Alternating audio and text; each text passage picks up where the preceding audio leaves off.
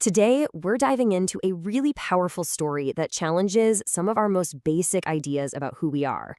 It's from Ben Jelloun's award-winning novel, The Sand Child, and it forces us to ask a pretty profound question. Think about it. Is gender just a biological fact, something we're born with? Or is it more like a role we learn to play, a performance that we put on for the world every single day? It's a huge question. Well, this novel, it's not just a story. You could almost call it a thought experiment. It takes that big, abstract question and makes it incredibly, almost brutally real through the life of one single character. And the whole thing kicks off with one man's desperate decision to solve a problem that, in his world, threatens his entire legacy, his entire social standing. So meet Haj Suleiman. He lives in a world where a man's worth is pretty much measured by his sons. And after 7 daughters, the pressure on him is just immense. Socially, he's seen as less of a man. Legally, all his wealth is set to pass to his brother instead of his own kids. And of course, who gets the blame? His wife. For him, this isn't just a preference, it's an absolute crisis. And so he makes a choice. And it's not a wish, it's a command. With these words, he basically decides to defy biology itself. His 8th child, no matter their sex at birth, is going to be raised and presented to the world as his son and heir, Ahmed. This one decree just sets a whole life on a collision course with fate. But how do you actually do that? How do you turn a declaration into reality? How do you build a man?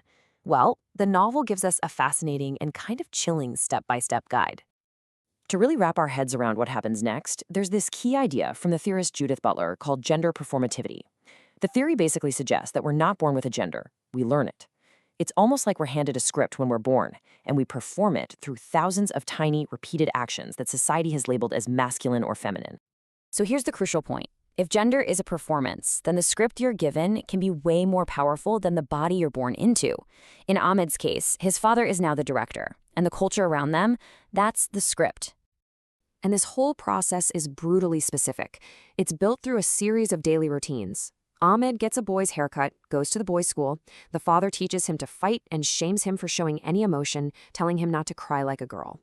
Then when puberty hits, the performance gets even more extreme. Her chest is bound tightly. They even fake a circumcision, a critical ritual of manhood, using the father's own blood to seal the deal. Every single action is just another brick in the wall of this made-up identity. But you can't just ignore the body forever. No matter how good the performance is, biology has its own script, right? And it can't just be rewritten because a father willed it. And right here, we see this internal war just raging inside Ahmed. On the outside, she's playing the part of a son, enjoying the power and the social perks that come with it.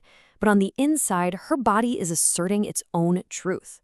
When she starts menstruating, well, that's a biological fact that completely shatters the fiction of her life. It forces an even deeper level of secrecy and silence. When confronted with this biological truth, Ahmed doesn't fight back. In this really heartbreaking moment, she just submits. She accepts the role her father created for her, choosing the social identity of man over the physical reality of her own body. The performance has well and truly become her prison. The novel uses this incredibly powerful phrase, a shroud of silences, to describe Ahmed's life. And it's not just about her personal secret. It's a symbol for the wider repression of women in this society, whose truths and desires and very identities are forced into silence by these patriarchal rules. So does that make the father the villain here? Well, it's a bit more complicated than that. He's powerful, for sure, but he's also just an actor following a much, much bigger script, one written by society itself. And this is where the ideas of another philosopher, Michel Foucault, are super helpful. Foucault argued that power isn't just something held by kings or presidents. It's everywhere. It's woven into our daily lives as these unspoken rules and expectations, social norms, that tell us what's right, what's wrong, and what's normal. And this is so key. Hachi Suleiman's command to create a son only has authority because it lines up perfectly with the unspoken rules of his society, a society that puts men on a pedestal and devalues women. His power comes from enforcing the norm. So what this shows us is that the father isn't some lone tyrant. He's more like an agent of the system. Ahmed is being subjected to this identity not just by one guy, but by the entire social structure. By creating a son, yeah, the family saves its honor and gets its inheritance, but in doing so, they just reinforce the very system of male domination that made the whole line necessary in the first place. It's a total vicious cycle. So, what's the big takeaway from this tragic, fascinating story? Why does this really extreme example from a novel matter to us, here and now? Because Ahmed's story, even though it's fictional and totally extreme, it kind of holds up a mirror to our own world.